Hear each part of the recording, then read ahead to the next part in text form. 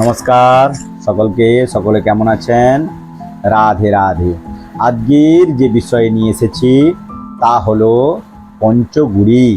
আমরা পূজায় যে পঞ্চগুড়ি ব্যবহার করি তা আমাদের শাস্ত্রে পঞ্চগুড়ি কি কি তা আজকে আমরা জানবো। আসুন জেনে নিই। পীতং হরিদ্রা চূর্ণং সাত শীতং তণ্ডুলা সম্ভবম কুসুম্ভ চূর্ণমরুণং কৃষ্ণং দগ্ধ পুলাকজম বিলবাদি পত্রজং শ্যামং মিতুক্তং বর্ণপঞ্চকম। এই হলো আমাদের বইয়ের লেখা। এর অর্থ হচ্ছে পীতং হরিদ্রা চূর্ণং মানে হলুদ গুঁড়ো, শীতং তণ্ডুল সম্ভবম মানে হচ্ছে যে আতপ চালের গুঁড়ি। আচ্ছা, তারপরে লেখা কি আছে? কুসুম্ভ চূর্ণং মরুণং। কুসুম ফুল বলে ফুল আছে, সেই কুসুম ফুল দ্বারা আমাদের লাল, এখানে পীত মানে হলুদ হচ্ছে হলুদ, হরিদ্রা চূর্ণ হলুদ হয়ে গেল। তারপরে আছে আতপ তণ্ডুল, যেটা আমাদের আতপ চাল, সেটা হয়ে গেল সাদা গুঁড়ি। এবার আছে কুসুম ফুল, এই যে কুসুম ফুলটা দিয়ে আমাদের হয়ে গেল লাল বা রক্ত, লাল কালার। এইবার তারপরে কি বলছে না, কৃষ্ণং দগ্ধ পুলাকজম।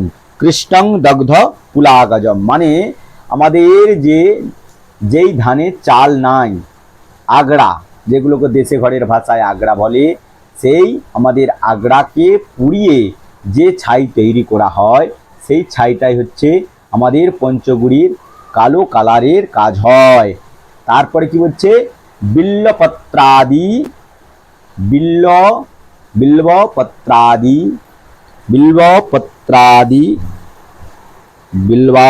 বিল্বাদি পত্রজং শ্যামং মানে সবুজ কালার। বিল্লপত্রকে গুঁড়িয়ে ওই যে কালারটা তৈরি করা হয় ওইটা হচ্ছে সবুজ কালার। তাহলে আজকে আমরা জানলাম আমাদের পঞ্চগুড়ি সম্পর্কে। এবার আমাদের বেনে দোকানে যে এখন বেনে বাজার পাওয়া যাচ্ছে, এখন আপনারা যজমানরা যেগুলো জোগাড় করতে পারবেন এর মধ্যে করবেন। প্রাকৃতিক জিনিস, সবই প্রাকৃতিক, কিন্তু এখন অনেক ভেজাল আমাদের বেনে দোকানেও সব জিনিস দিচ্ছে। কারণ আমি অনেক জায়গায় পূজা করতে গেছি, সেখানে অনেক জায়গায় পঞ্চগুড়ির নামে ইট গুঁড়োকেও দিয়ে দেওয়া হয়েছে।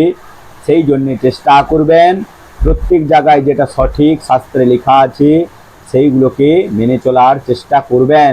যদি না জোগাড় করতে পারেন, ওভাবে আপনারা আবির ব্যবহার করতে পারেন। সকলেই ভালো থাকবেন।